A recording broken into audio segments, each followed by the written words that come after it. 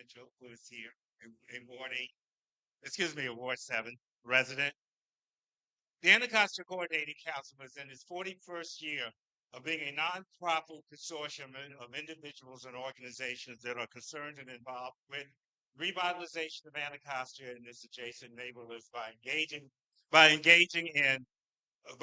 in information gathering and sharing, networking, community organizing, and advocacy. And we're pleased to be one of the sponsoring organizations of this evening's forum. My heart was made glad when it said, "Let us go into the house of the Lord." And the Pennsylvania Avenue Baptist Church has been an outstanding house of worship with intensive community involvement.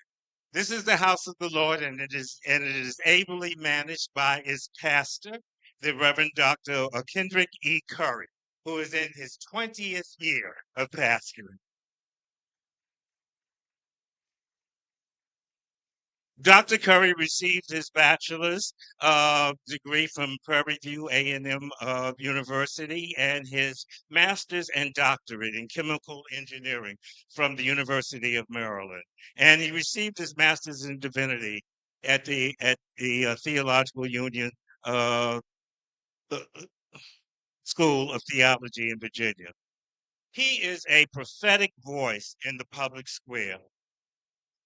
Reverend Curry has served on the boards of the DC Baptist Convention, the Marshall Heights Community Development Organization, DC Jobs for Justice, DC Appleseed.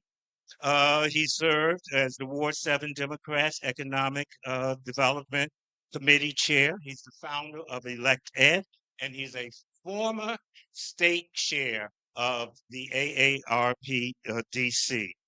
He is married to the first lady of this church, Reverend Karen Curry. They have two wonderful children.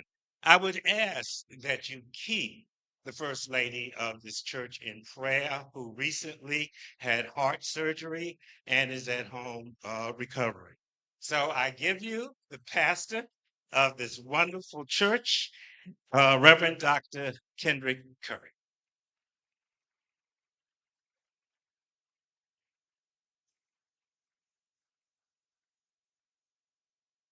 Thank you so much, Philip Pennell. It is so wonderful to have Ward 7 in the building again. Put your hands together for Ward 7. I want to welcome you to the Pennsylvania Avenue Baptist Church, where I have been privileged to pastor for 20 years. And I'm so excited to say that not only do I pastor in Ward 7, but I'm a Ward 7 resident. Amen. And I want you to know that you're welcome here. We look forward to an outstanding discussion forum, and we are really listening for the next voice that will lead Ward 7. We are in serious times right now. This is perhaps among one of the most crucial elections that in my 20-year time here in DC that we've had in Ward 7. I just look forward to a great understanding of what it means to have a great discussion, debate, dialogue with regard to these wonderful candidates, which all have great attributes. Put your hands together for your candidates.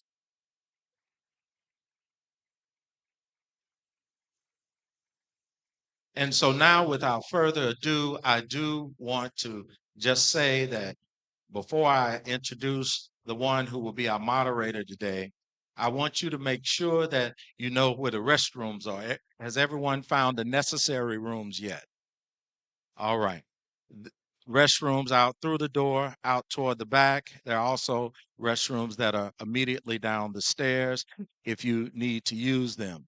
We encourage you to make sure that you have penetrating questions for the candidate. And I know that the one that will provide us with great moderation and leadership tonight is none other than Kevin Michael Days, who is the Director of Community Relations for the George Washington University. I ask that you greet him with a rousing applause.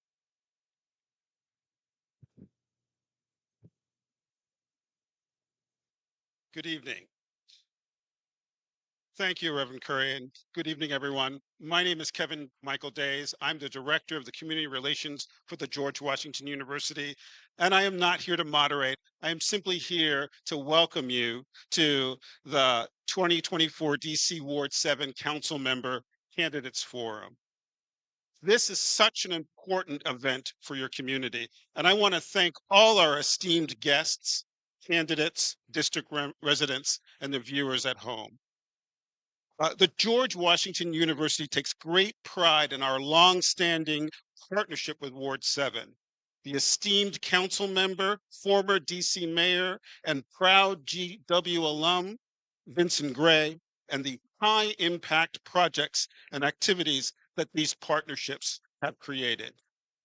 We look forward to our continued collaboration on the Cedar Hill Regional Medical Facility, which will deliver high quality, comprehensive health care to services to the citizens of Ward 7 and 8. This represents a great example of how, when we work together, we can do great things to make DC an even better place to live, to work, and to learn in. Tonight, as we hear about and discuss the future of Ward 7, I can assure you that GW remains committed to being a strong community partner in these efforts. I want to thank Philip Hanel of the Anacostia Coordinating Council, Vanessa Grant from the Federal City Alumni Chapter of the Delta Sigma Theta Sorority, and Barbara Zita and Sharon Anderson from the League of Women Voters of DC for their tireless support of tonight's event. Without their patience and unwavering commitment, this event would not be possible. This evening was also made possible by our strong partnerships we've had with many members in the community, including the Thurston Marshall Academy, the Anacostia High School, and the DC Bar Association. Thank you for your commitment to this community. Lastly, I want to thank Reverend Dr. Curry for graciously allowing us to use this beautiful and sacred place. Thank you, everyone, for creating this opportunity to hear from our Ward 7 candidates and to discuss the important issues that are at the center of the upcoming election on June 4th. It is now my pleasure to introduce you to the actual moderator for tonight's event. Keith Alexander is a two-time Pulitzer Prize-winning DC crime and courts reporter for the Washington Post, where he covers some of the district's most challenging legal issues. Beyond print, he has been a regular on various TV news programs, adding his background and expertise to segments for ABC News, CBS News, MSNBC, NBC's The Today Show, and BET's Nightly News, just to highlight a few. A member of the National Association for Black Journalists, Keith continues to serve as a role model for aspiring journalists. Throughout his remarkable career in journalism, Keith has worked as an adjunct professor at various Washington area colleges, including Howard University, the University of Maryland, and Trinity College of Washington, D.C. Please join me in giving a warm welcome to Keith Alexander.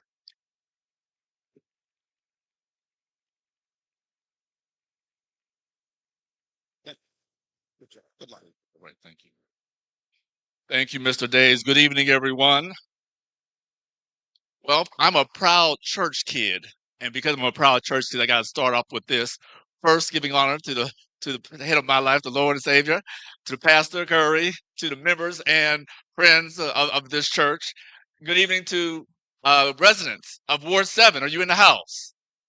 All right. Good evening to you all. It is my honor to be here and serve as moderator for this discussion for tonight. I am first tasked to give a brief outline of what you, the audience, should expect this evening.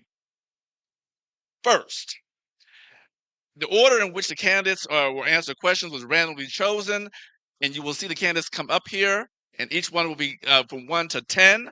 We have all 10 here. And each was randomly chosen, and they will be taking the seats, and they will be answering questions.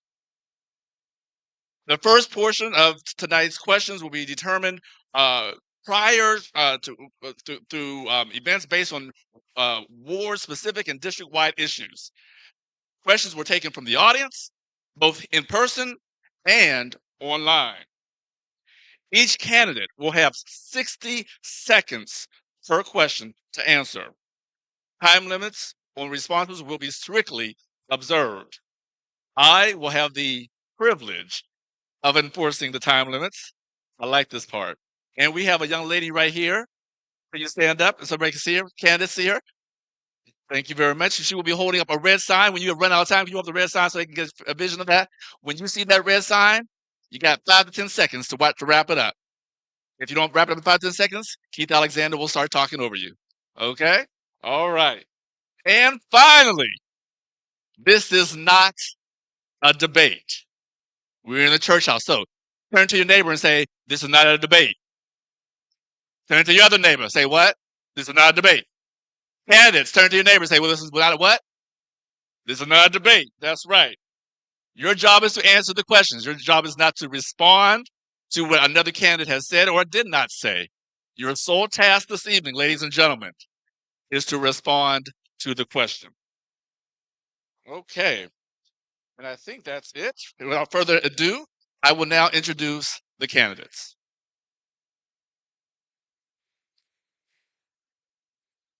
If we can just ask applause to wait until everyone is up here, that would be great. We just move forward from that. Our first candidate for this evening, Mr. Roscoe Grant Jr. All right, now I just said, now we're going to hold applause until everybody's up here. I can see who's listening, who's not. All right. All right, second person, Miss Denise Reed, the second candidate. Third candidate, Mr. Wendell Felder. Fourth candidate, Miss Ebony Rose Thompson. Fifth candidate, Ebony Allen, Mr. Eben Allen, excuse me, Mr. Eben Allen. Sixth candidate, Kelvin Brown. Candidate number 7, Miss Ebony Payne. Miss Vida Rashid, excuse me. Mr. Villarreal VJ Johnson II. And I'm sorry, the name did not come up here. Mr. Nate Fleming. All right, now, please make our candidates welcome.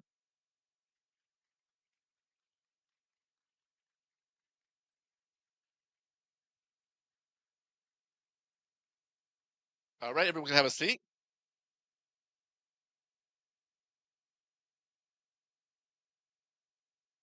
And we will start off with the questions. Now, the first question comes from obviously our audience, but it's a little bit what I do for a living as well, crime.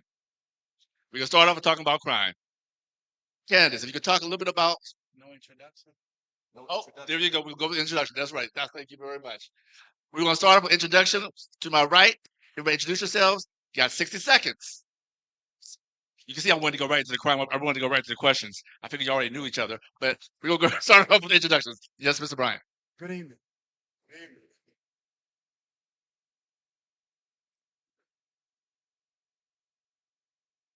Good evening. Good evening.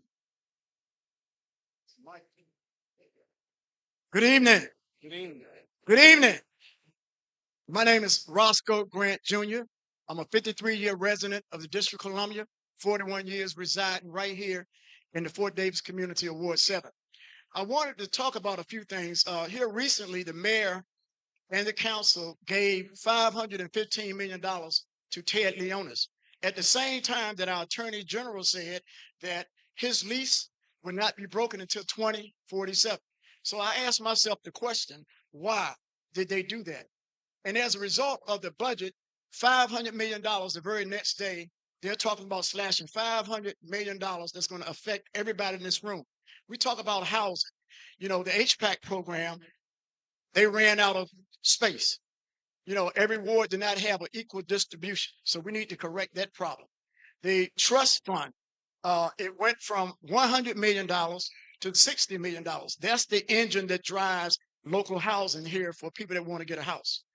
And when I came here today, I looked right in the back of here at the O Street wall. I remember some years ago when I was an ANC commissioner. Oh, this time? Time? Okay. 5 seconds. I remember some years ago when I was an ANC commissioner, we was fighting for the O Street wall. And as a result of the fight, I was able to secure $3.5 million from President Bill Clinton to rebuild that wall. So this is the kind of leadership that I'm going to provide in Ward 7. That was done as a volunteer. Thank you. Thank you very much. Ms. Reed. Good evening, neighbors. I am Denise Reed. I am in this race to win. I feel I am uniquely qualified. I've served the District of Columbia since 1993, either through the district government or through the federal government at CSOSA. I have served in every cluster of the government. I started out at the City Council with Chairman David Clark. In 1993, I have worked for 3 chairmen, Chairman Clark, Chairman Crop, and Chairman Gray. And I served as Chief of Staff to Councilmember Kevin Chavis from Ward 7. I served CSOSA for 16 years in their Intergovernmental and Community Affairs Division. I served former Mayor Anthony Williams when he was CFO. I have worked for Peggy Cooper Cafritz at the DC Board of Education. I know the government well. I know the Wilson Building well. I think I can do more for Ward 7 than anyone can imagine. Thank you very much. Next candidate, sir. Good evening, everyone. My name is Wendell Felder. And like many of you, I too am deeply concerned about the state of Ward 7 and the future of our ward, which is why I'm running. Over the last 10 years, I've been deeply involved in Ward 7, having had the pleasure of serving in a number of leadership capacities within this community, as well as working in the executive office, a number of roles in the executive office of the mayor, all with one common goal: to improve the quality of life for Ward 7 families. As your next Ward 7 council member, my biggest priorities are public safety, making sure our families are safe, economic development. We should not have to go to Maryland or Virginia to have access to sit-down restaurants, grocery stores, and neighborhood serving amenities. Investing in improving our neighborhood schools. No family should have to drive 45 minutes each way as well. Additionally, making sure that we protect our most vulnerable residents, our senior citizens, while creating more opportunities for our young folks. And last but not least, and most importantly, making sure your government works for you. Hopefully you give me the opportunity to be your next Ward 7 council member. I'm number 1 on the ballot. Thank you. Let's stop. Good evening. My name is Ebony Rose Thompson. I think the most important thing you should know about any candidate is the lens they make decisions through. Because there are the things you know to ask me about today, and then there's all the things the next council member will get to vote on tomorrow. I've been very involved in our education issues because I work in spaces where people say to me regularly that no one is from DC. And I'm really concerned as a 5th generation Washingtonian that we have a next generation of Washingtonians who can stay here and thrive. For those reasons, I'm really concerned about housing. For those reasons, I'm really concerned about health. For those reasons, I'm really concerned about public safety. And for those reasons, I'm really concerned about economic development. I've been proud to serve Ward 7 not only as the president of the State Board of Education, but a 3-term advisory neighborhood commissioner, the former chair of the Education Council, and I don't just have titles, I have work to show for it. I've helped build 1 recreation center, 3 schools, and I'm looking forward to do more for Ward 7. Thank you. Thank you, Ms. Thompson. Mr. Allen. Good evening, Ward 7. Good evening, Ward 7. My name is Ebony Allen, and I'm number 8 on the ballot. But first of all, I want to pay homage to a gentleman that was like my mentor.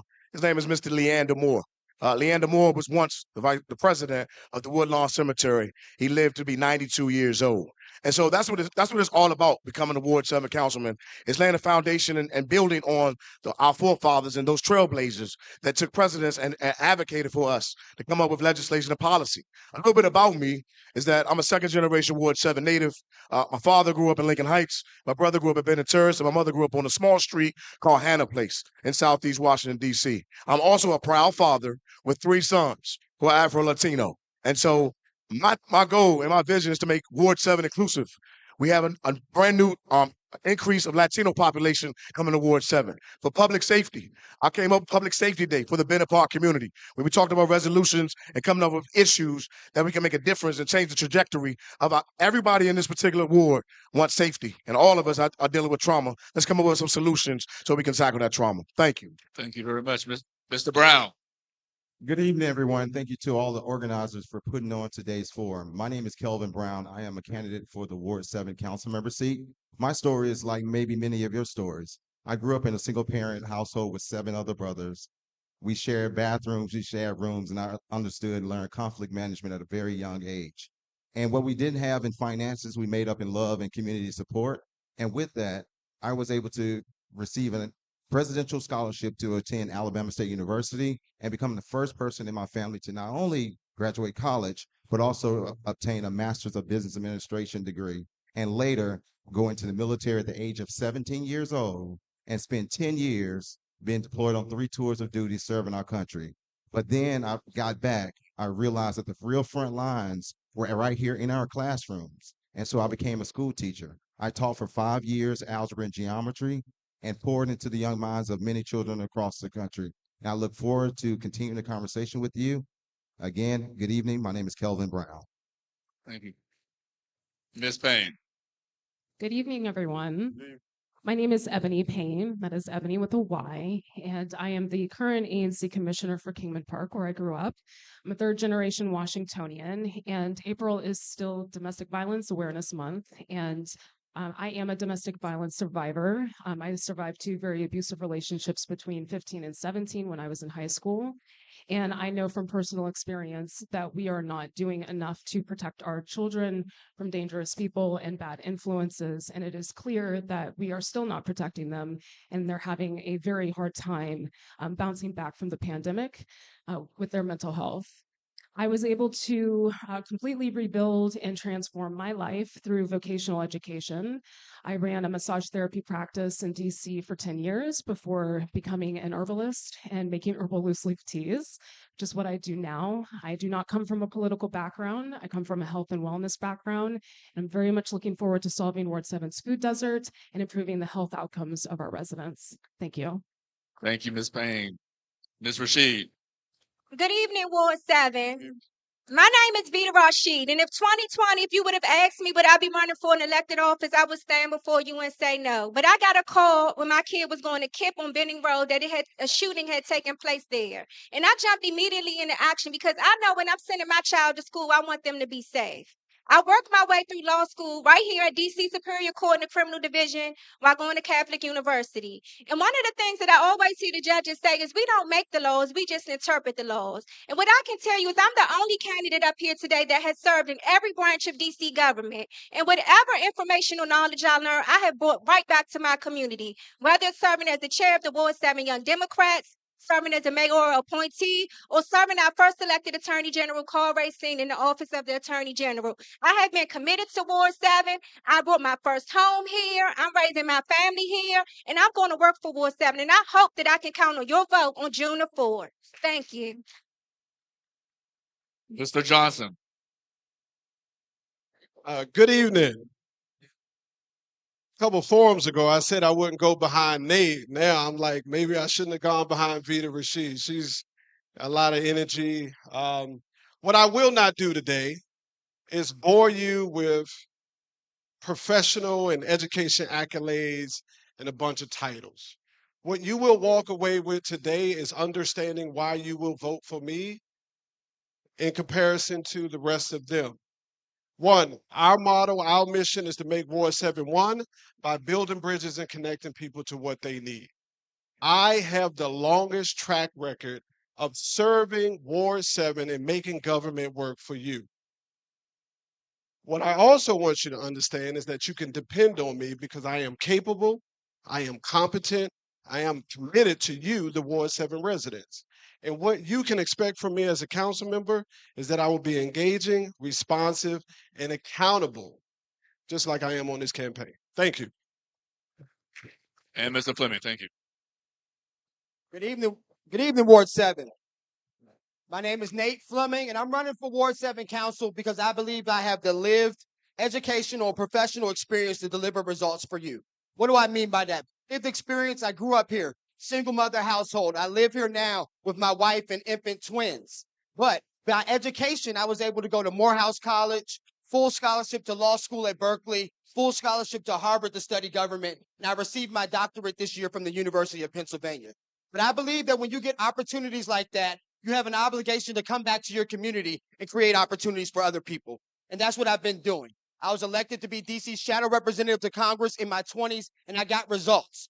And I was a legislative and committee director at the council. So what that means is that the next council member, their job, whether it's legislation, oversight, budget, zoning, I've done it before and I've delivered results for Ward 7 residents. So what do I mean by that? The Ward 7 Dream Grants program that's delivered $1 million for entrepreneurs, the Ward 7 Restaurant Grant Program, and Bard Early College High School are among the things that I've done to deliver results for Ward 7 residents. I look forward to talking to you more about this in this forum. Thank you. My name is Nate Fleming, running for Ward 7 Council. Thank you so much. Thank you very much. And thank you, candidates, for being respectful of your time. I really do. We all appreciate that, don't we? Yeah. So let's go right into it. Again, you can see I want to start with that crime. Roll up the sleeves here. Crime has been up. The first 2 months of this year, it's been down, but crime has been up in the District of Columbia. What do you see if you were elected for the city council? What would you do to address this issue? Let me start with you. 60 seconds. Peace. Well, first of all, I want to make sure that we have proper funding for the police department. Some time ago, we had some council candidates talking about defunding the police. You know what's going to happen if that happens. I want to make sure that the police are back in the neighborhoods like they used to be. We had a very effective neighborhood watch program in ANC 7B. I would like to see that duplicated throughout the whole entire Ward 7. We have to make sure that our young people get employment and training opportunities. UDC has a very outstanding program for nursing, IT, construction. So we need to make sure that those young people have those types of opportunities. And I have a program that's working in Fairfax County, Virginia, and in Prince George's County, where we teach young people how to shoot with a camera and not with a gun. We're teaching them how to build drones that's being used by police departments around the country and the military. So those are some of the things that I want to do. And also with this carjacking, we need to make sure we have some stiffer penalties for this carjacking because we have adults that's luring these young people to steal these cars or carjack. Thank you. Ms. Reed?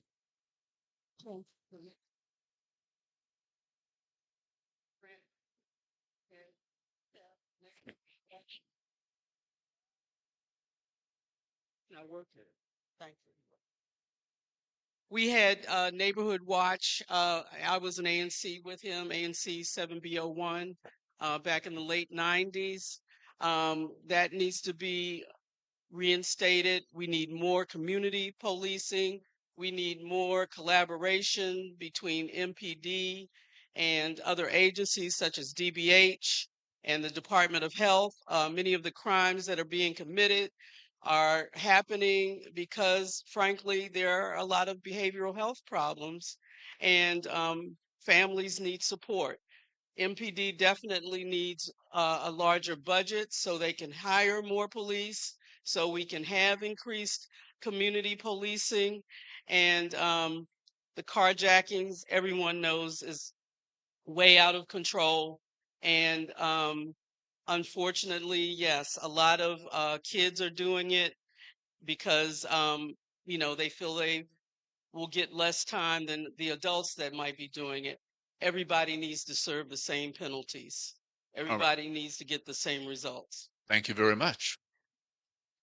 Yes, sir.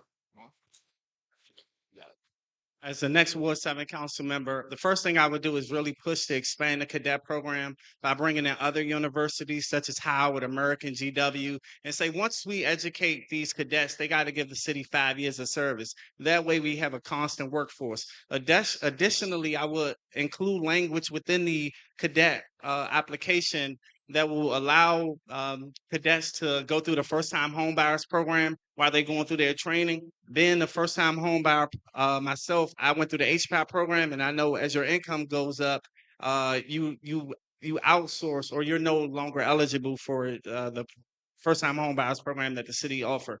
Additionally, I will expand the summer youth employment program, make it all year round. Say if you have a 2.5 GPA and you live in a high crime or high poverty area, then a spot should be reserved. I would also want the city to focus more on crisis interveners. And then last but not least, I will professionalize crisis interveners and violence interrupters and put them in the mayor's office of community relations and services to open them up to the full array of government to better connect residents.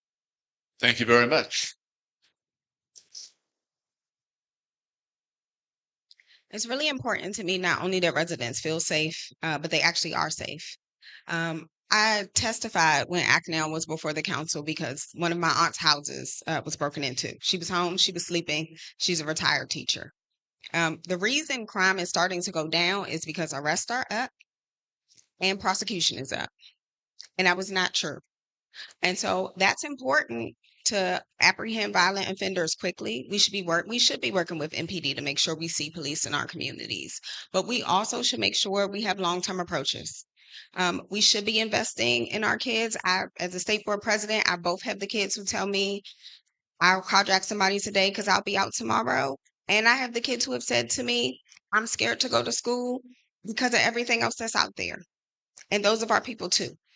And so it's really important not only that we have like the programs that keep our kids in school, the programs that put people on the right path, but the wraparound services, the mental health supports, and the interventions that will keep us safe for the long term. Thank you very much.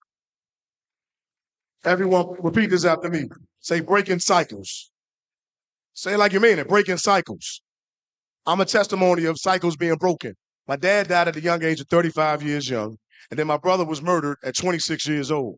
And so it's about breaking cycles and getting to the root when it comes to public safety. I am a Morehouse man as well. But I brought Morehouse Day to DC Public Schools, where we talked to 450 young men in DC Public Schools. 2 of those schools was Kelly Miller Middle School and Ron Brown High School. I'm for making sure that we support grassroots organizations. It's very, very important. There's so much cuts in these budgets that a lot of those grassroots organizations are not effective. And so when you talk about trauma, our babies who are in first and second and third grade are also dealing with trauma. Our middle school students are dealing with trauma. And of course, our high school students are dealing with trauma. If you do the crime, you must do the time. And so when you talk about pre-trial detention, let those young men and those young ladies think about the crime that they're committing. Thank you very much. I'm Ebony Allen, Ward 7 DC Council. So crime continues to devastate our community. Each and every one of us are affected to some degree about crime. While we need to support MPD and make sure there are a number of officers in our community on our streets, we need to make sure that we, on the other end, support our family and support our kids, because we cannot arrest our way out of this criminal situation crisis that we're in today.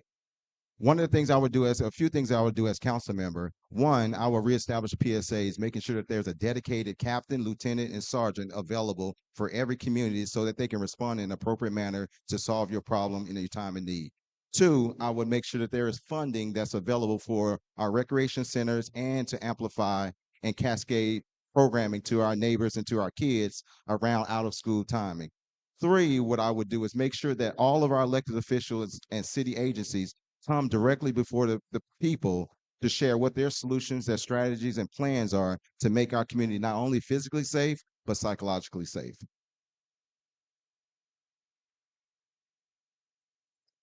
It's clear that we do not have enough emergency personnel to keep our city safe.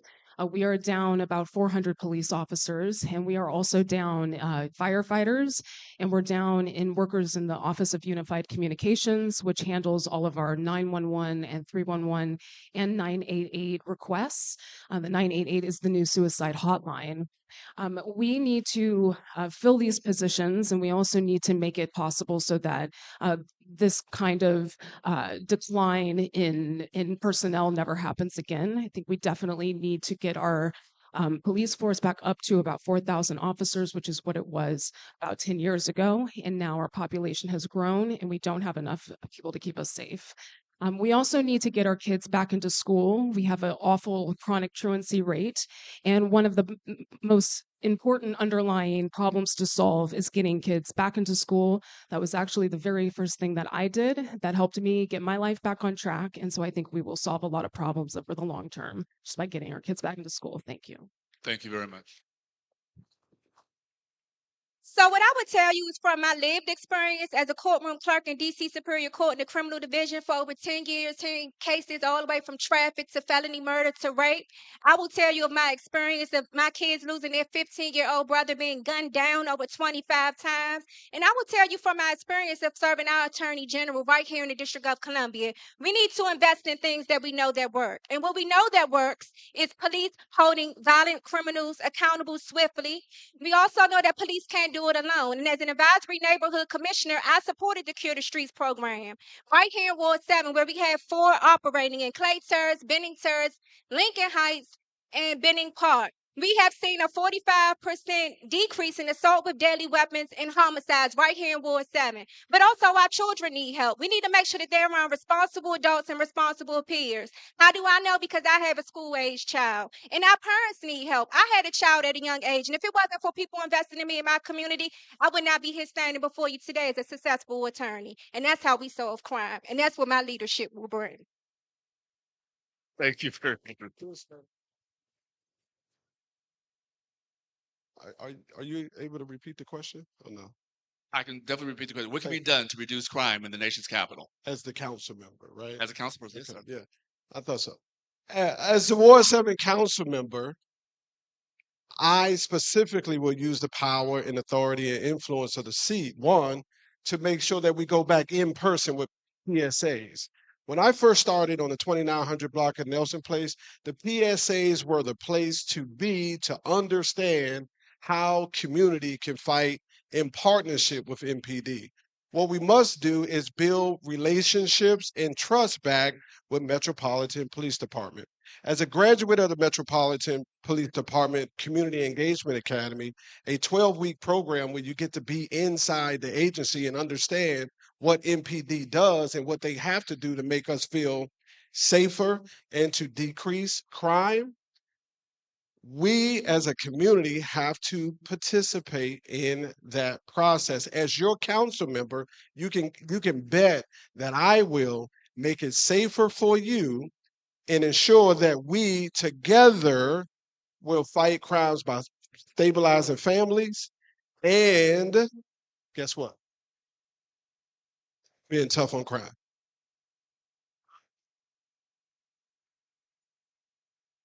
All right, protecting our community starts with accountability, making sure that we have more DC residents in our police department, but we also need community engagement, community policing. We need to reclaim our neighborhoods for safe activities. We also need economic engagement. We have too many disconnected adults under 30, not in school, not working. I want a guaranteed job program for them for jobs working in the community. But we also need youth engagement. I want to make the summer youth employment program year-round for thousands of DC youth. Also have a vision called Universal After School, connecting 100% of DC's youth to high-quality after-school opportunities of their choice. This issue is personal for me. I grew up on Minnesota Avenue. I went to Nanny Helen Burroughs School, but I was carjacked at the intersection of Nanny Helen Burroughs and Minnesota Avenue. And I was carjacked in front of my house, attempted carjack with my kids in the car. So this is personal to me, and I'll work directly, comprehensively to get results for you at the DC Council. Thank you. Thank you. Thank you. Audience, how would you grade the candidates in terms of keeping it on 1 minute, 60 seconds? How are they doing here? A, B, C? Mr. Johnson, we're watching you, sir. Uh-huh. All right, but thank you very much for staying on time because we have a lot of questions that we definitely want to get through. Many of you touched on this next question. Subject of this question is education. It's our youth. And the question from our audience is this: how would you engage with stakeholders across the district to ensure every DC student receives an education that prepares them for the next stage of their life, whether it's attending an institution of higher education or going directly into the highly skilled workforce? We'll start with you, sir. Well, I think that covers different things. I think that we need the vocational training back in our schools. Um, young people need to have opportunities as plumbers, electricians, carpenters, etc. Everybody's not going to go to college. As I talk to teachers in this ward, one of the major problems that they have is they're not being allowed to do their jobs in the school. They're acting as social workers, they're acting as nurses. They are teaching kids math when kids cannot add. They want these kids to do algebra and all these other things when the kids can't do basic math. So I think that we have to support our teachers, make sure that the teachers get their negotiated pay increases and things of that nature. So those are some of the things that I would do. Thank you very much. Sweet. Well, I think many of us are in agreement that all kids aren't ready to go to college. Some are skilled at other things, plumbing, electricians, carpentry, and those vocational trades should be available in high schools again. We've had vocational high schools, we've had industrial arts in schools, and kids need to have a pathway other than college, and they need to know that there are skills they can learn and make maybe more than those that are college graduates right out of high school.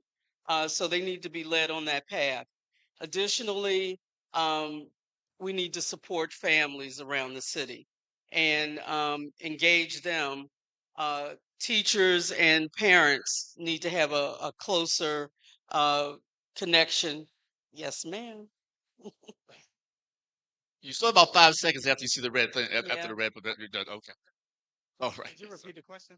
The question is, what can stakeholders in the District of Columbia do to better prepare young people, whether they are going into higher education or going directly into the workforce? That's a good question. I'm gonna focus on Ward 7 because this is home, right? I think for me, which does not exist right now, and that's a Ward 7 education plan. We got to focus on schools in Ward 7, the students in Ward 7. Additionally, my first year in office, I want to introduce legislation called the Outer School Time Fund. If you look at schools in Ward 3 and their household incomes, they're able to raise millions of dollars through their PTAs. Unfortunately, we don't have that. So I want to introduce this legislation that will allow parents in Ward 7, if they have a child, to fund or add in that invest in that fund, and then whatever is raised, the city matches it every year, and the funds is equally distributed across all Ward 7 schools, that way ensuring that our children have a very enriched educational experience. I also think we need to focus on neighborhood schools, and I also want to work with all of the principals to see what can be done to specifically make sure that we cater to the that specific school's needs, whether it's pushing for more community-based schools or having my constituent service team doing site visits on the regular. Thank you very much. And just so we are clear moving forward, all these questions regarding Ward 7. Just moving forward. Thank you. All right. Yes, ma'am. Um, this probably does not come as a surprise to people who know me, but my mom is my guide for education. Not because she's a retired teacher and a WTU member, and I'm proud to be endorsed by the Washington Teachers Union, but before she was a teacher, she was an electrician. She graduated Eastern class of 80. She helped wire some of the hotels downtown, and she now still supports kids. And I don't think of one path as less than the other. What we need to be able to do is prepare all of our schools for whatever they want to be, not just the careers now, but in the future. I'm very invested in making sure we have the funding for more community schools. I'm watching that now in the budget because that was stripped. I'm very invested to make sure all of our schools are fully funded, getting not just their share of at-risk funds and per pupil allocations, but are also fully modernized. I'm very invested in continuing to work with the deputy mayor to make sure we have quality programming in all of our schools across the spectrum. Thank you. Thank you very much. Education will eradicate poverty. And we're not just talking about traditional education, but we're talking about career pathways, vocational tech. My father went to Phelps, and my late brother also went to Phelps, but neither one were able to finish that particular journey. However, I envision of bringing a STEAM middle school to Ward 7, science, technology, engineering, the arts, and mathematics. Because if 11 to 12-year-old can carjack somebody, the 11 to 12-year-old get hands-on opportunity resources, apprenticeships. Also, I'm thinking about, as I work with the recreational centers, that we can also extend DPR hours until 12 midnight, and also have our scholars to be able to leave school and be able to go to the recreational centers where they'll have those programs and opportunities to get certified. That's very, very important. If you look at Idea Public Charter School right now, they offer hospitality and tourism. We should be able to provide that for our scholars from middle school all the way up to high school. That's very, very important. And also, teacher retention is very, very important. And also, administration retention is very, very important. And we cannot allow, thank you very much, to let Ron Brown High School to close or Kelly Miller Middle School to close. Thank you. Thank you very much. So education is the great equalizer. And as council member, I would do some specific things around education to make sure all of our students have an equitable chance to prosperous futures. One, I would make sure that we actually support our teachers in the classroom and make sure that they have the autonomy to do what they do best, which is teach our kids.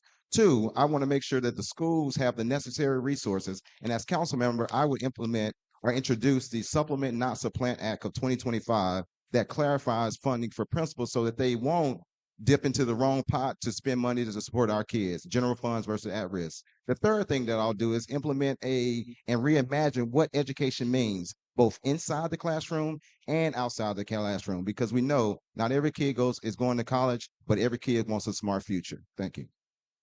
Thank you very much. Yes, well, where there is a deficiency, there is an opportunity. And we can be utilizing our high schools to help our young people get into law enforcement.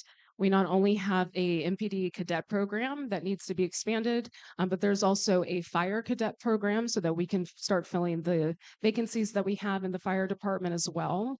And we really need to be teaching our children ethics and boundaries and how to make smart choices so that they can be set up for the best and most successful life that they can have. We are also dealing with a proliferation of ghost guns. Spoke to a woman this morning who said that she had served on a jury, and the last month of cases were all included ghost guns. So I think it's critical that we speak to these kids and find out exactly where they're getting their guns from, and work with our violence interrupters and pay them because they are doing very important work and are part of the solution. Thank you very much. As a mother of a school-aged child, as a former paid parent, as a Ward 7 My School DC representative, as someone who stood beside Liz Davis to fully fund our schools, as someone that's proudly endorsed by DFER, what I would tell you, first of all, is that we have to make sure that our kids are even showing up to school. That's number one. And one of the things that we had was the I Belong program here, right here in Ward 7 at Susan Middle School. And what they did at Susan Middle School, they went there. They went there every month, many times, they to talk to those young people about why it's important to come to school and what that looked like right here in our community. What I can also tell you is that we need more programs like the one I started in my community at Ridge Road Recreation Center with Tia Bell Trigger Project. And what we did was we talked to young people about the importance of going to school, self-confidence, many, many things. I also think that we need to bring back the truancy division in the Metropolitan Police Department. When I attended Eastern Senior High School, I was scared to skip school because I knew I would get picked up and go home to my parents, and that was going to be a problem. Yes, sir. It's getting harder and harder in here, right? I tell you what I won't allow. I won't allow the executive to get away with taking $300 million from early childhood education, which is a real thing right now. One of the most important things to success for a child is family stabilization and the parent level of education. We cannot talk about education in the District of Columbia without talking about family stabilization and making the right investments. So caregivers, not even parents, because most of these young people are being taken care of by somebody other than their biological parent. So we must understand that. Now, as your council member, which you can guarantee, what I will do is do what I've been doing. Engaging schools, engaging parents, engaging students, and making sure that they have the resources that they need and want so they can succeed and have bright futures in the District of Columbia. Thank you very much, Mr. Fleming. So right now, 50% of Ward 7 students go outside the ward for school. Out of 100 students that start a DC public school in 9th grade, only 8 finish college. So we have to do a lot of things. We have to start early. The difference in this race is that I've already gotten these things done and delivered for Ward 7. So things like Bard Early College High School. That's the only selective high school in Southeast, which I led and brought to Southeast, where students in 4 years not only earn their high school diploma, but they have 2 years of college completed. They earn their associate's degree. When 20 schools east of the river were underfunded in the budget, I successfully led the fight to fund them and wrote a law to change the budget to bring more funds to at-risk schools like the schools in Ward 7.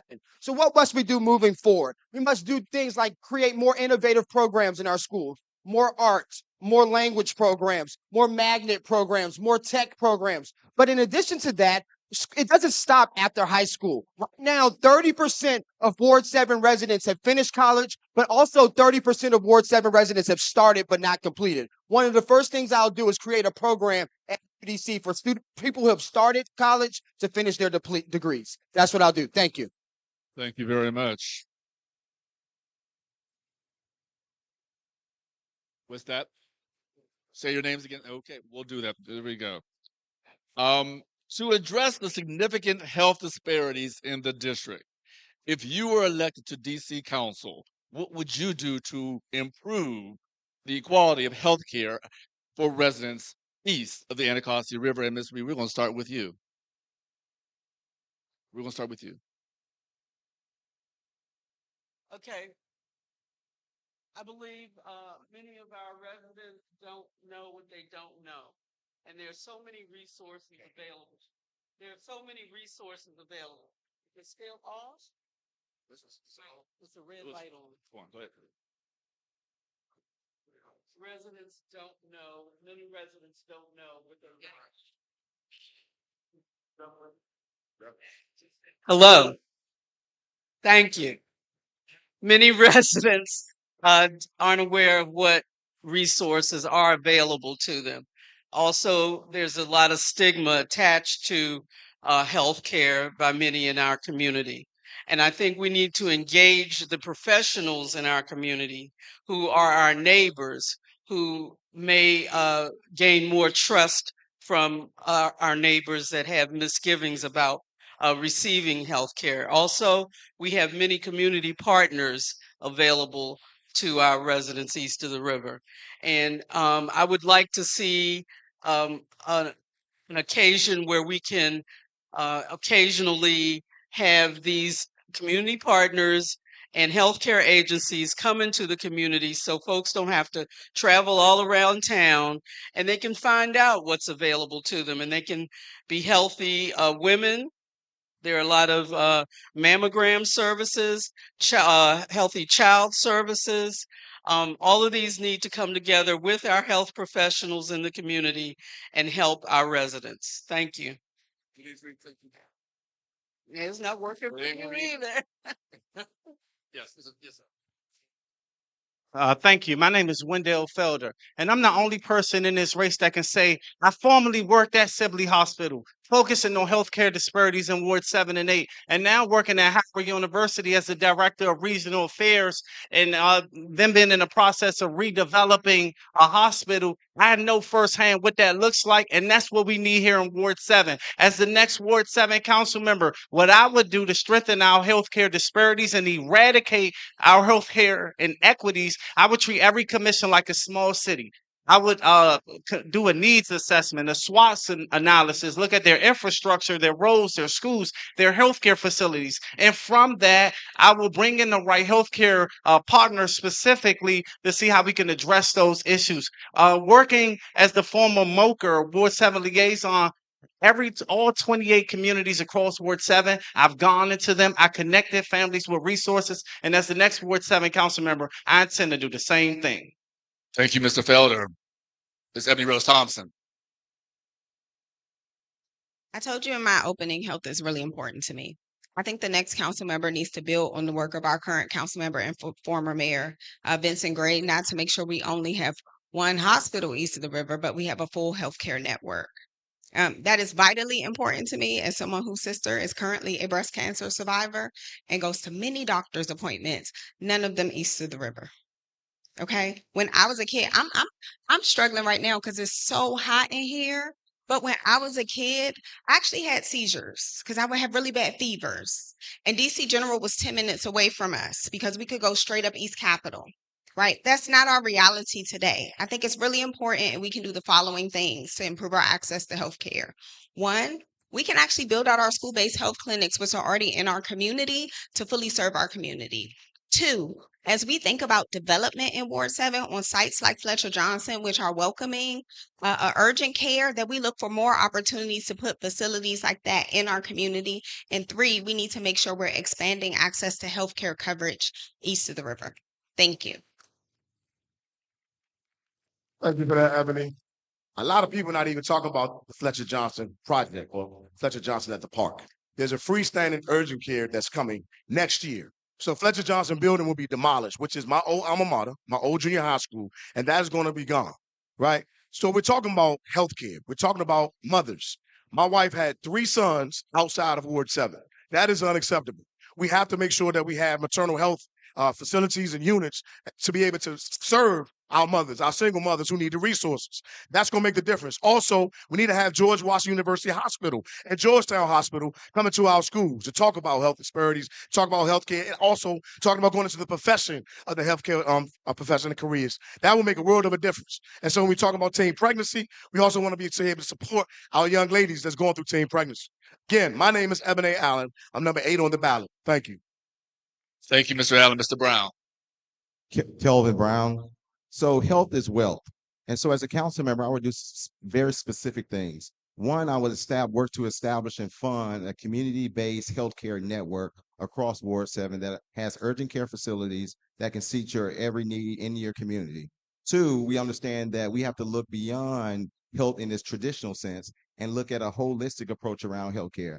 I'm a housing professional, having worked in housing for 12 years, and I know firsthand that your home is health. So I want to be able to prescribe our families an affordable, safe home that's healthy for them to increase overall social determinants of health and increase overall health outcomes. One of the things in my campaign platform is around providing safe, accessible, affordable housing to seniors 65 plus through legislation to exempt them from property taxes. If we remediate the actual lead in their homes, asthma triggers, increase overall air quality, then we increase overall health outcomes in our ward. Thank you very much. Ms. Payne. Yes, well, one of my biggest passions and goals for Ward 7 is to solve our food desert. We have only 3 grocery stores for the whole ward, and the ones that we do have very expired meats, produce, and it's just not, it doesn't feel safe when you shop there. I do see the food desert as the main underlying cause of all of our health disparities. A healthy life starts with a healthy diet, and we have a lot of systemic barriers that are preventing grocery chains from investing in Ward 7. It's not just the crime and the amount of theft that the stores are facing, but it is also how they determine where to set up shop. They put a pin on a map and they do a 1-mile radius, and they find how many college degree holders there are and how many cell phone users there are. And Ward 7 doesn't have as many college degree holders as the other wards. And we have a lot of seniors that do not have a cell phone. And so the way that these stores determine it is a big barrier for us. There are federal tax credits that we can use. It's called the New Markets Tax Credit. And that's incentivizing large chains to set up shop in food deserts. That would be the first thing I would do. Thank you, Ms. Ebony Payne. Ms. Vita Rashid.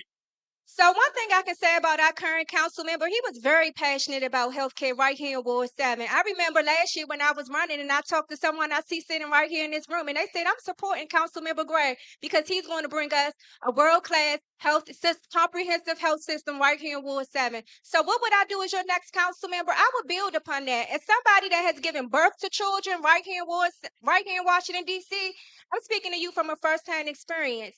I know that we need to address the maternal health issue right here in Ward 7. We have mothers that are dying and losing their life. And I know this also as an attorney that represents individuals that are injured.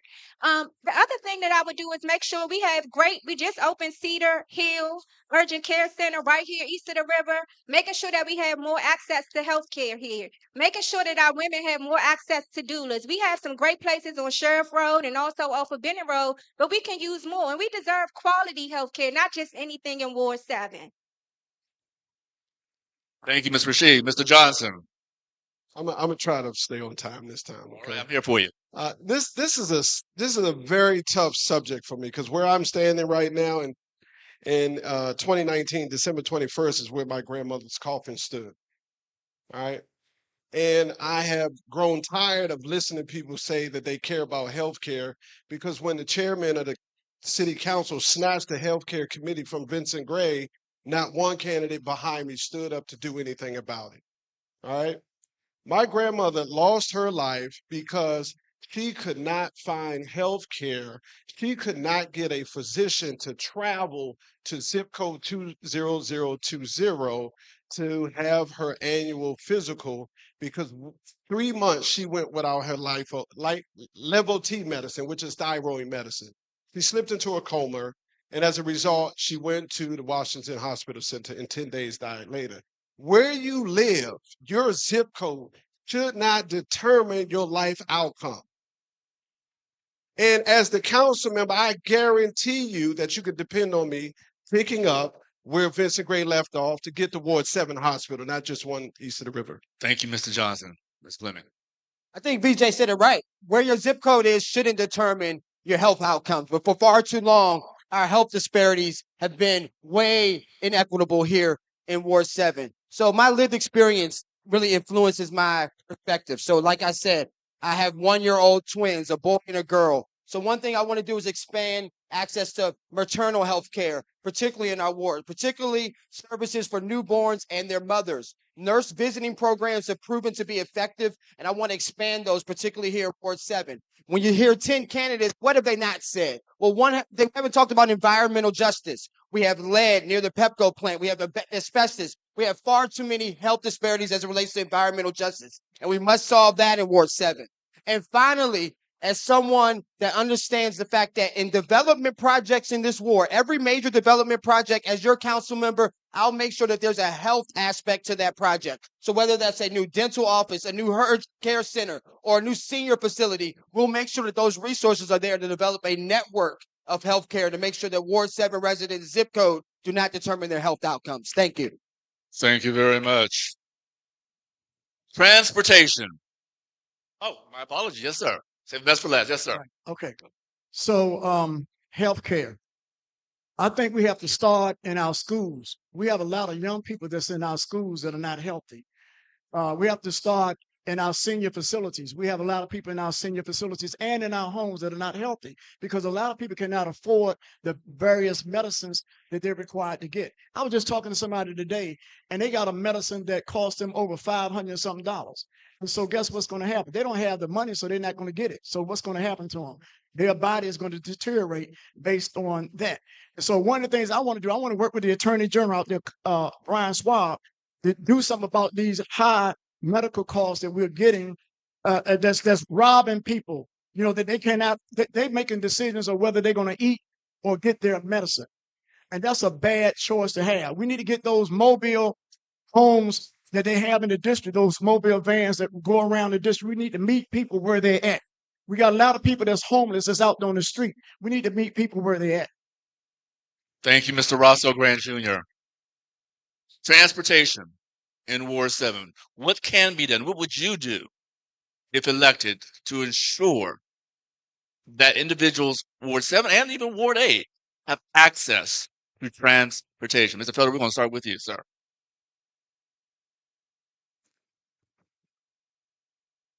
Connectivity is very important.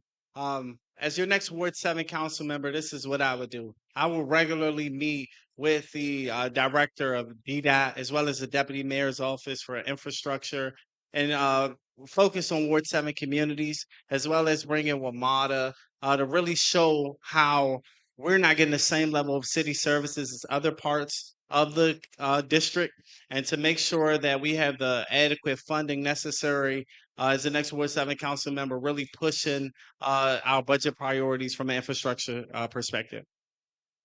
Thank you, sir. Ms. Thompson. Right now in the budget, I've already been actively advocating against the WMATA budget cuts. I tend to pay people will go, oh, well, you're a schools person, but schools touch everything. And my kids, our kids, ride across the city to get the schools. So making sure WMATA actually fully funds our routes and that we have better and more reliable routes is particularly important, because people were not paying attention to communities on the south side over here who were cut off, who only have one bus line in some cases, like a Fairfax Village. That's important to me. Two, making sure our transportation projects are fully funded and actually executed, really important to me. I worked with Charles Allen, actually, I think I was the only other elected official who wrote to the U.S. Department of Transportation to find funding to finish the East Capitol Street redesign, which is close to my house. That's not done yet.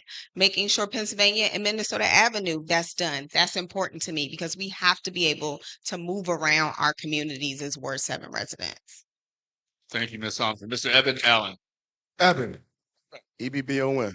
My mom thought she was going to have a girl, but she had a boy. So that's Evan. Evan. All right. Yes. The streetcar is not going to be the answer, right? That's not going to be the answer. I'll tell you what the answer is. We have to make sure that we meet with WMAT there at WMATA, the CEOs, having those meetings. The circulators are also not the answer, right? And so we have to also think about with these budget cuts and these fares. The fares are actually increasing. So we got to make sure we also have incentives for our residents to be able to ride Metro, to ride the buses and ride the trains. That's very, very important. Also, let's talk about safety. Deanwood Metro Station is probably one of the most violent metro stations in Washington, D.C. And so we have to make sure that our passengers and the customers feel safe when they're commuting to Washington, D.C. A lot of our students actually commute from east of the river to west of the river to get an education. And so we have to make sure that all of our scholars and their parents feel safe. That even as young people, 5, 6, 7, 8-year-olds, they're taking transportation across the city. We can't continue to have that. Thank you very much, Evan A. Allen, number 8 on the ballot. Mr. Brown. Here's a fix for transportation. How about funding and putting the amenities and the resources that we need for our communities actually in our communities that are within walking distance, so we don't have to get in our car? Two, we must fund multimodal transportation that meets people at their greatest need. If you want to bike, if you want to get in your car, if you want to ride on your rollerblades to where you need to get to, there should be the infrastructure in place to allow you to do that in a safe, efficient, and effective manner. And then third thing I would say is this: DC has to stop allowing the other jurisdictions to bully us into paying more money for services that we equally use as a tri-jurisdictional area. Fourth, we have to push back on our DC mayor and tell her we will not cut the DC circulator, which provides transportation to all of ANC 7B from the FY25 budget. So those are some things we can immediately do to solve for our transportation access. Thank you, Mr. Brown. Mr. Payne. Ms. Payne. We are not only short police officers and firefighters and OUC workers, we're actually also short bus drivers. And this is playing into our chronic truancy rate because we are failing to pick up our disabled children and get them to school on time. So we need to fill those vacancies as well, because that's not only learning loss, but it's a missed opportunity and a job that someone could have. I have also learned that the Department of Transportation does not handle senior transportation. The Office of Aging handles senior transportation. And I actually believe that this is one of the issues and why Vision Zero has been such a failure. We have been at Vision Zero for 10 years, and the traffic fatalities have gone up 35%. So that's completely unacceptable. We've spent millions of our taxpayer dollars tinkering around with the roads, only for Vision Zero to not be a success. So we need better oversight and communication from DDOT, and we definitely need to be ensuring that our transportation network is ADA compliant from beginning to end. Thank you. Ms. Rashid. So we need a livable, walkable community in Ward 7. And what I would tell anybody is transportation was not my thing. It was when I went to a 7B meeting and we had Commissioner Travis Swanson there. And one of the things that he was always a strong advocate for was WMATA, making sure that we had bus routes coming into our community, making sure that we had funding. So as your council member, one of the things that I would strongly support is fully funding WMATA so that people can get around. And yes, we need a comprehensive transportation plan right here in Ward 7. But when these decisions are being made in our communities, we need to make sure that we're having a seat at the table so things don't just pop up and appear. So what we need is community engagement as well. I would also tell you everybody doesn't want to bike. Some people want to drive. Some people want to rollerblade. So we have to make sure that we're having those conversations as well. And one of the tools that you have as a council member is oversight. And one of the things that I would be ensuring through a data-driven method is making sure that we're holding them accountable through our oversight tool. Mr. Johnson. That's a great answer. Can you read the question again? The question, if you were elected Ward 7 councilperson, what would you do to ensure transportation access to your residents? Well, I'll continue to ride the bus. I'll continue to cycle.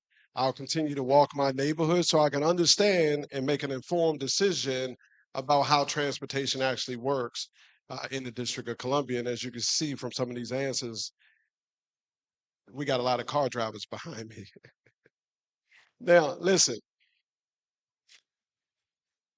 The region must pay their fair share for Metro. The District of Columbia is wasting too much money subsidizing Maryland and Virginia. We have to be hard and tough and stern on Maryland and Virginia to get our investment back. Secondly, we have to kill the notion or the idea that we're going to bring a streetcar across Benning Road and waste $200 million to do it.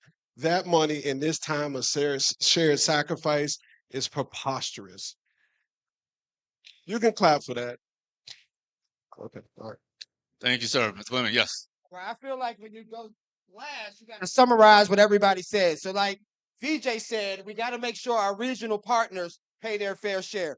Like Vita said, if you're not on the table, you're on the menu as it relates to these bus routes. Like Kelvin and Ebony said, we need to make sure we focus on the budget, protecting the circulator, make sure that we're protecting our low fare access to Metro, which is a new program. Like Eben said, safety matters. We need to make sure safety matters. Like Ebony said, education is really connected because 50% of our students go to school outside of Ward 7, so transportation really matters for them. Now, what will I say? I say for our seniors, transportation is particularly important. We know that too many of our seniors have to leave the ward to access their health care. So we have to do things like expand the Yellow Cab program for seniors. My mom recently passed away from cancer, and she used that program excessively to make sure that she got to her appointments. And last year, the funding ran out for that program before the year was over. So we have to make sure that we do things like funding that to make sure that our seniors have the transportation that they need in this ward. Thank you. Mr. Roscoe Grant Jr. I think the first thing I'm going to do is to meet with the Metropolitan Police Department and the bus authority to make sure, first of all, that the buses are safe for people to be able to ride on. A lot of the buses are not safe. And right in Ward 7, for an example, we only have 11 bus routes. So we need to make sure that we have an equal distribution of bus routes throughout the whole entire city. And like they say, power sees nothing without a demand. It never did and never will. So we have to stand up, ladies and gentlemen, and demand what we need in this ward Forget about what's going on in another ward. We need to demand what's going on in this ward. And until we do that, then we're going to continue to get the short end of the stick. And Ms. Reed. Thank you. Much of my life, I've been a bus rider. We didn't have a car growing up, so I learned the whole city riding the bus, and then came along Metro. So I felt it was a lot more reliable in years past. But as it seems like the more fares increase, the worse the service gets. We need to do something about that. We need to make Metro WMATA accountable, more accountable for the money that they demand from our customers. And Ward 7 seems like we're at the bottom of the list in their priorities. And we need to make sure that we're at the top of the list because we have a lot of working class people, students who depend on the public transportation to get to work, to school, to appointments, and particularly our seniors. The I can't even remember the name of it now. I'm so hot. The name of the bus that takes seniors to disability appointments and so forth. Thank you. That is very undependable. People get to dialysis appointments late, doctor's appointments late, and that's really what needs to be done to help our seniors. Thank you. That's why you took my mic, huh? Yes. Now I see. Okay. All right. Using the lens of racial equity, what are your priorities for economic development? What are your priorities for economic development? Ms. Thompson, we're going to start with you. One of the biggest challenges for the next council member is not if changes come into Ward 7, is how it happens and who benefits from it. When my grandparents moved to the intersection closest to us, Bennett and East Capitol Street, the chef's table was still there. The Sun building wasn't built yet, and everything else looks exactly the same. My priorities as the next Ward 7 council member are the following. I want to make sure we finish Fletcher Johnson, and that is actually a multi-use development. I want to make sure we deliver Capital Gateway. That is possible. Because I'm going to stay on top of DMPED and I'm going to work with the OAG to make sure the eminent domain gets done so it does not become another Skyline and we actually have a grocery store on East Capitol Street. I'm going to make sure that Reservation 13, which has been planned for 20 years now, there's been a community plan for Reservation 13. People are getting distracted by the stadium, which is not yet in our control. But I'm going to make sure residents are involved and engaged and we deliver Reservation 13. And I'm going to make sure our residents are at the table for the RFK Stadium development. Those are my priorities. I can recall when my grandparents moved to Marshall Heights in the 1950s. It was very vibrant. It was very family oriented. Everyone was held accountable. My grandparents raised 10 kids on Hannah Place, Southeast Washington, D.C. And we were talking about amenities and business economic development. The S&R, Benco Shopping Plaza, was one of the best places you could go. I remember they had the chef's table on Bennett Road. So we have to bring those amenities and retail back to Ward 7. You have Sycamore Oak that's in Ward 8. 13 small businesses that are thriving in Ward 8. We need those same type of resources and programs to support small businesses when it comes to economic development. The Fletcher Johnson site, again, that is my alma mater.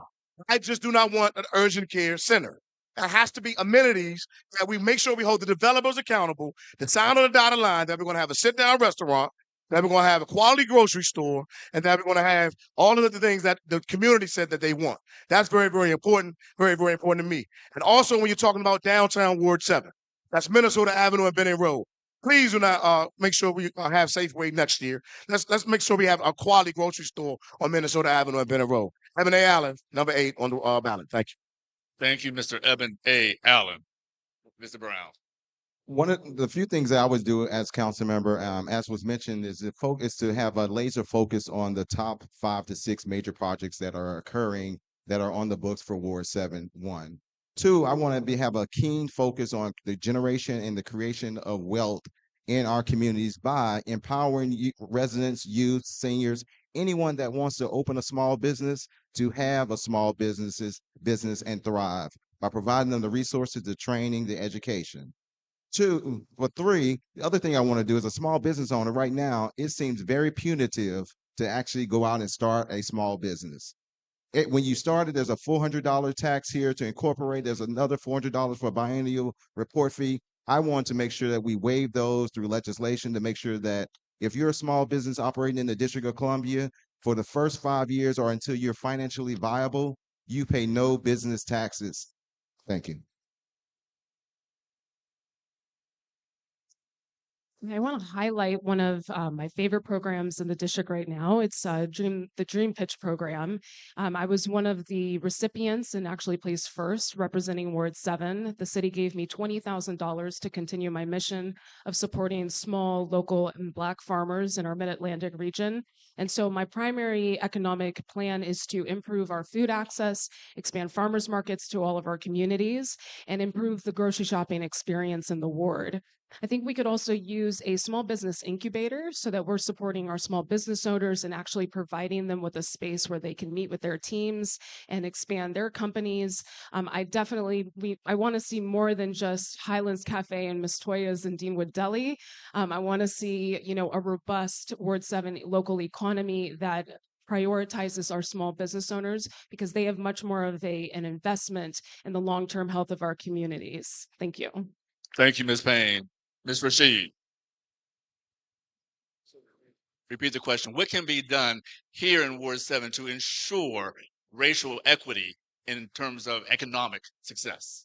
Yeah, so if you look outside in Ward 7, you'll see that we have been economically disinvested for a number of years here in Ward 7. So what I would do as your next Ward 7 council members, I will make sure that we're creating generational home ownership. When my grandmother purchased her home in River Terrace, she paid $12,000. That home now was probably $600,000 or $700,000. So individuals that don't have the income to keep up, they're losing their homes, their generational homes. What I can also tell you is that what we need to do is any development that we're having in Ward 7, we need to make sure that we're prioritizing affordable housing, making sure that people that have been here are able to stay here. And what do? We make sure that developers put some of our people in our community through financial literacy programs, making sure that they have the credit score, making sure that they have the funding to purchase their home here right in Ward 7. I also think that we need to have a strong community development corporation in Ward 7 that's for the community. So any development that's going on in our ward, it should come through our CDC and they should be representative of the people that live right here in Ward 7. Okay. Thank you, Ms. Rashid. Mr. Johnson. I feel like he gave me a softball. Today I spent time at the Wilson Building for Housing Affordability Day, where we were advocating with the Coalition for Nonprofit Housing and Economic Development. If we're really going to talk about equity, we as Ward 7 residents got to make sure that the rest of the wards have their fair share of affordable housing. An article came out April 24th from Greater Washington that said that Ward 7 has absorbed 220% of the goal for affordable housing, while Ward 3 has only absorbed 10%. If we're going to talk about wealth, if we're going to talk about wealth creation, if we're going to talk about using home ownership as an opportunity to sustain communities and to pass generational wealth on and to have enhanced quality of life, we need to share not just the good, right, but the bad across the board. Now, why am I saying this? If we can infuse more of market rate housing into Ward 7, we can infuse more dollars into our community where we can grow more retail opportunities and we can spend more dollars. Oh, you're quick. Thank you, sir. Thank you, Mr. Johnson. Yes, sir. Mr. Leonard. So I believe the question talked about racial equity. Yes. And economic development, yes. And economic development. Well, the racial wealth gap in our city is vast. So the average white person has 81 times the wealth of the average Black person in that city. And the fight to end the racial wealth gap starts in Ward 7. So what have I already done to do this? So like candidate Payne said, I started the Ward 7, Ward 8 Dream Grants program. That legislation that I wrote has led to over $1 million of grants, up to $20,000 being given to Ward 7 and Ward 8 residents. Also created something called the Ward 7 and Ward 8 Restaurant Act. So Miss Toya's, Highlands, the Dinua Deli, they all receive loans and grants from this program to open up and double the number of sit-down restaurants in our ward. What will I do moving forward? Well, what I want to do at each of these development sites that they talked about, I want to make it an innovation and opportunity hub. So what does that mean? We want to have accelerators, we want to have incubators there, and we want to continue to put the financing to help Ward 7 residents start their new businesses. Finally, what we must do is make sure that we invest in making sure that young people participate in entrepreneurship too. That's an important way to engage them. So just like we have the summer youth employment program, we need the summer youth entrepreneurship program. Thank you very much, sir. Thank you very much. Mr. Grant. Spurring economic development, sir. Right. So I think that any economic development that takes place, the residents should benefit from that economic development. Ward 7 and Ward 8 is the last frontier in terms of any economic development. Right down the street, when the Fort Davis Shopping Center was revitalized, we were able to get $100,000 for the Fort Davis Civic Association, free space for 10 years for the ANC to have their meetings and have their offices in that building, and $2,500 for the Civil War Memorial that a lot of people don't know exists right on Alabama Avenue. Okay, so economic development, the other part of the economic development is we have to make sure we get the right type of economic development, because there's a lot of things that developers want to put in our neighborhoods that we may or may not want in our neighborhoods. So we have to make sure that we demand what is going to come in our neighborhoods, not just economic development, but what's going to come in the neighborhood. Thank you, Mr. Grant. Ms. Reed. Would you repeat the question, please, Mr. Alexander? Through the lens of racial disparity, what can be done to spark and to improve economic development here in Ward 7? First, we need to have a ward that developers are attracted to. We need to reduce crime so that folks will feel safe going to those new businesses. We need to educate adults and children about their finances. We have organizations such as the Capital Area Asset Builders, who teach people about saving, credit, buying a home.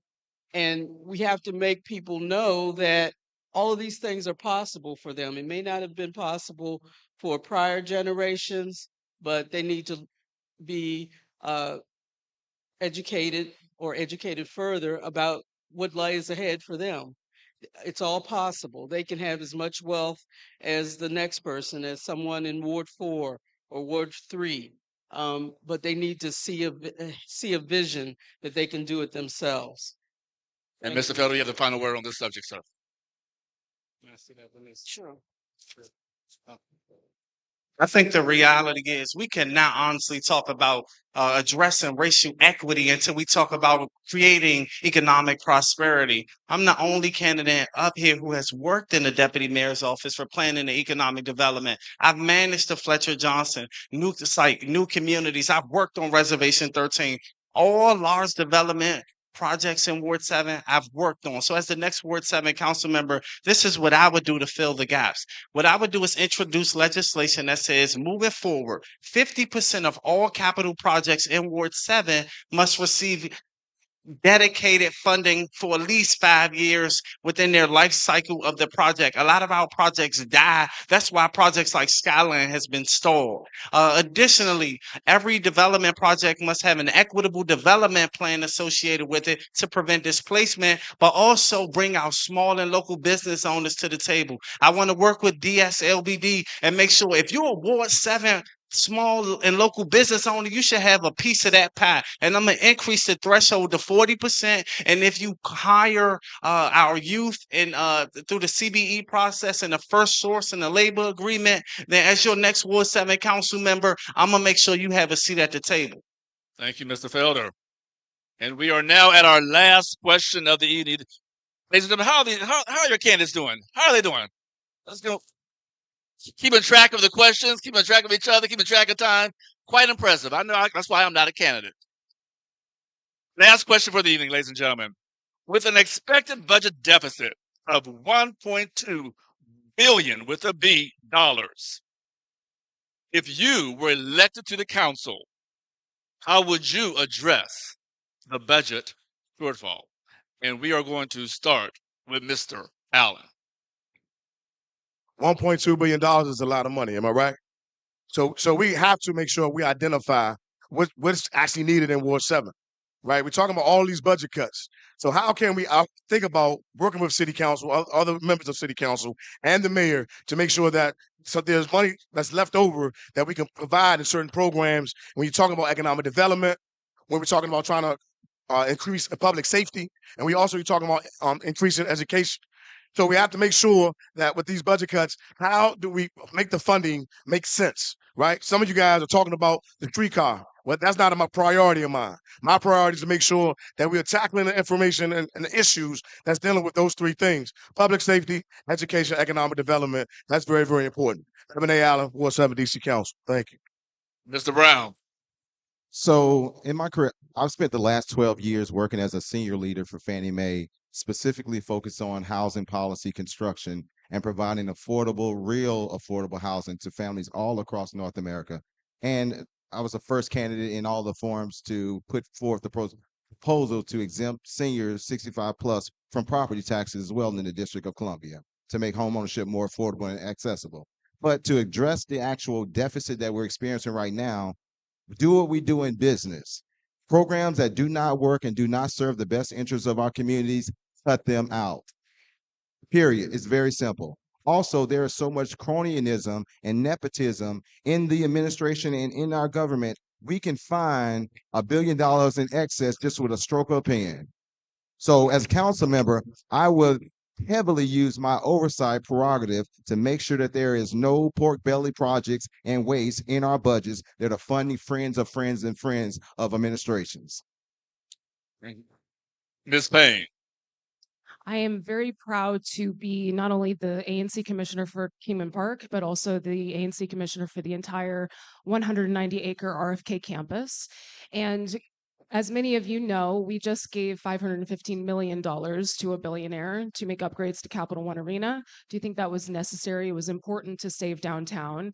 But we will be looking at spending another $500 million of your taxpayer money. And even if you don't live around the stadium and you may not necessarily care about the impact, your taxpayer dollars will be used to build it. And so it's very important that over the next 4 years that we have a city council person that wants to prioritize modernizing our schools, investing in our students, investing in our teachers, making sure that we're paying our teachers a living wage so that, they can help these kids through their adolescent years. I mean, these kids are the future, and it is absolutely critical that we completely support them in both in our budget and supporting our seniors. I mean, this is something that impacts us. I also want to say that it costs $375 million to build a hospital. So compare that to $515 million to build a sports stadium that a billionaire can afford. Thank you, Ms. Payne. Thank you very much. Ms. Rashid. Going to sit up here and tell you something wrong, but $1.2 billion, that's a lot of money, and we got some serious decisions to make right here in the District of Columbia. But what I will tell you is that we're not going to balance the budget on the back of our kids. We're not going to balance the budget on the back of our families. So what I can tell you that some of the things that think we need to do is we need to look at agencies and see how they're functioning. We need to make sure that we're eliminating positions that are not useful, that are not bringing back a return to the residents of the District of Columbia. We need to also make sure that we're fully funding our schools right here in Ward 7. We want our kids to work and have a livable wage. How are we going to do that if we're not invested in our community? We need hospital. We need health care. So those are things that we cannot cut. But we also have to think about ways that we're going to raise revenues right here in the District of Columbia. And one of the bills that I want to introduce when I'm elected is making sure that we have some type of reciprocity for Maryland and Virginia drivers that are coming into the District of Columbia, driving not safely and are not paying their tickets. Thank you, Ms. Rashid. Mr. Johnson. Watch yourself, sir. It's just as hot up here as it is out there. She's on fire. Listen, we have to right size the budget. Okay. I think the misnomer is that there's a severe cut. What we have to do is to recalibrate the government's operation without COVID relations. And that's the big difference. Now, the way we do that is just like you do with your household budget. You increase spending or you decrease spending, and you increase in income, right? So you earn more, you spend less, right? So the good idea here, what some of the candidates said, is that we have to evaluate our government programs, and we're going to have to make some cuts on what's working and what's not. We will not cut the $300 million from ECE. We will not cut and not invest $100 million into the housing trust fund. Okay. But what we can do is cut some of those duplications of services in the executive office. What we can, oh, okay, I can't see. You got to say it. All right. Thank you. Sorry. Thank you very much, sir. Mr. Fleming.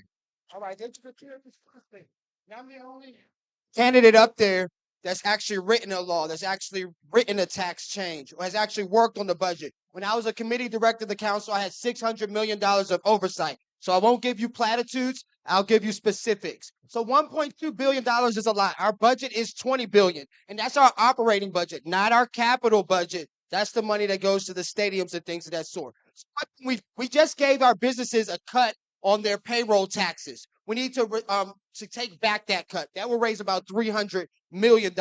We also need to do things like look at the internet sales tax to capture sales from that outside DC, and business activity tax. There's a lot of business activity from outside of DC that occurs in DC that's untaxed. We need to focus on that. What we cannot do is focus on gimmicks, things like the gas tax, things like the soda tax. Those are the type of things that we have to do, and we need a council member that actually has the knowledge to get it done. Thank you. Thank you very much, Mr. Roscoe Grant Jr. Yeah, I think we have to eliminate waste, fraud, and abuse in our government. We're spending a lot of money on a lot of things against employees that are trying to do the right things, but because they're not doing what some manager in government want them to do, then they are filing cases and they're winning those cases. And those are some of the things that you don't see. You know, as taxpayers, you don't see those types of things, the money that's going out of the pot, you know, for those types of things. And so I think that that's what we need to look at, waste, fraud, and abuse. Ms. Reed.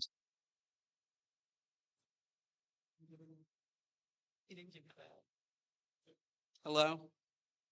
You can hear me now? Thank you. Well, as some have mentioned, just like a household, you got to look at what's coming in and what's going out, and if it's equitable. If there's fat, you need to trim it. Well, some of the fat we have now is the Fair Elections Program, which is paying for many candidates to run for office. I, for one, am not a fair elections candidate. I refuse to take government money to run for office. How many up here are not fair elections candidates? Are not. Okay, so that's the first thing that needs to be trimmed from the district's government. It's appalling that. The question. Go back to the question. Answer the question. Okay. Thank you. So that's what I would start with, and my time is up. All right, Mr. Felder. Thank you. That's a good question. I'm the only person on this stage who has worked in the city administrator's office as his deputy chief of staff, working on the budget with the director for the budget. I say all that to say, as your next Ward 7 council member, this is what I would advocate for. I know that there's a lot of, we have to reimagine the way district government works. I know that there's a telework policy. I will infuse agencies. That way we can alleviate overhead costs. I would also push for a commuter's tax. I will also have an honest conversation here in Ward 7 and say we have to really create an economy. We have to create a new tax base, which will create jobs, which will ultimately lead to new revenue to service some of our programs. Thank you. And Ms. Thompson. 3 opportunities that I see, and that a council member can actually push for. One, I'm always team do your job. Oversight is really important. And so the council actually does approve contracts. So making sure we're not approving wasteful contracts, but also making sure we're doing the work to make sure when we do pay for things, they actually get to us. I've done that work as a state board president alongside council members, alongside citizens. Going to places like Marvin Gaye Rec and saying, hey, look, you're telling me you're paying to clean this up twice a week, but I'm still looking at leaves from November and June. Right? And that contract then should be reissued to someone in our community who can pay taxes here that is revenue to us. So that's first, that's oversight. Two, creating opportunities for revenue is really important. I talked to you all about that grocery store that's long awaited to come to Capitol Gateway. Think about your own behaviors and when you grocery shop. A lot of you probably grocery stop on your way home. Maryland residents who work here, we cannot tax, but we could get their sales tax if they stopped at that grocery store. That's a revenue opportunity for the district. Three, statehood. That's really important so we can have things like a commuter tax and get our fair share from the feds in the budget. Thank you very much, Ms. Thompson. Let's give a round of applause for all of our candidates this evening. A round of applause, Mr. Fleming, Mr. Johnson, Ms. Rashid, Ms. Payne, Mr. Brown, Mr. Allen, Ms. Thompson again, Mr. Felder, Ms. Reed, and Mr. Grant. Please, thank you all for your time. You may go this way.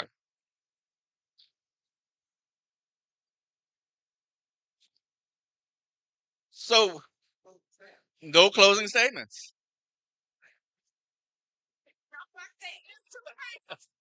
Once again, I want to thank each of you all for your participation. Thank you for your tonight's questions and your comments. We hope all of you, both in the audience and online, have found this evening to be very inspirational and enlightening. And before we close, I would like to introduce Barbara Zia, the president of the League of Women Voters to DC, and Vanessa Grant, president of the Federal City Alumni Chapter of Delta Sigma Theta Sorority Incorporated.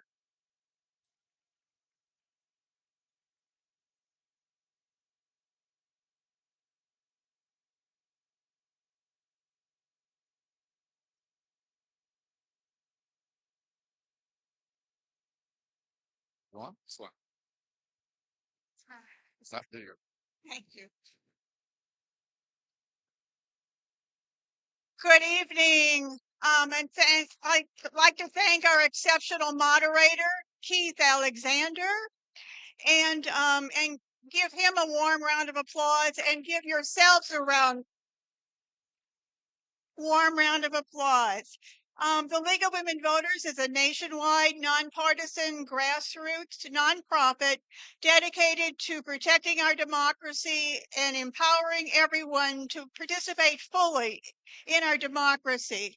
For over 100 years, the League in DC has worked tirelessly for the cause of racial equity and integration, full voting rights, autonomy, and statehood for DC, and voter engagement through education, increased registration, and turnout. Elections this year in the District of Columbia will be the June 4th primary election and the November 5th general election. Here in the district, we are fortunate to have lots of options about how to vote. We can vote early in person, by mail, or on election day. But first, you've got to be registered to vote, and you can do that up to election day. Our league volunteers are here to help you do just that. And it's important to make your voting plan, including how, when, and where you're going to vote, as well as which candidates will get your vote. You can use vote411.org, the League's nonpartisan voter information website, and make sure you are ready to participate in this year's election. We hope you will study the issues carefully, learn about the positions of each candidate, and vote for the candidates of your choice. And I would say that unfortunately, due to time, we were not able to get to all of the wonderful audience questions for candidates, but you can meet with them in the reception right after this and pose your questions directly one-on-one to them. Thank you, everyone, for joining us this evening. Delta Sigma Theta Sorority Incorporated has championed social action since its first act of public service as our 22 trailblazing founders marched in the Women's Suffrage March in 1913. We recognize the vital role of voting, particularly in local elections where understanding who the best candidates are essential. This evening's candidate forum has provided a platform for such insight. I would like to express my gratitude to all the candidates who participated tonight, sharing their vision and voices. I also extend my thanks to our partners and volunteers for their collaboration, Anacostia Coordinating Council, DC Bar Community, League of Women Voters, Anacostia High School, the George Washington University, and our partner and venue host for this evening, Pennsylvania Avenue Baptist Church. Most importantly, I thank each of you in the audience for dedicating your time, grasping the significance of your vote, and dealing with us through this warm, heated environment. Your engagement is what truly makes a difference in the power of your vote. Please join us afterwards for light refreshments downstairs.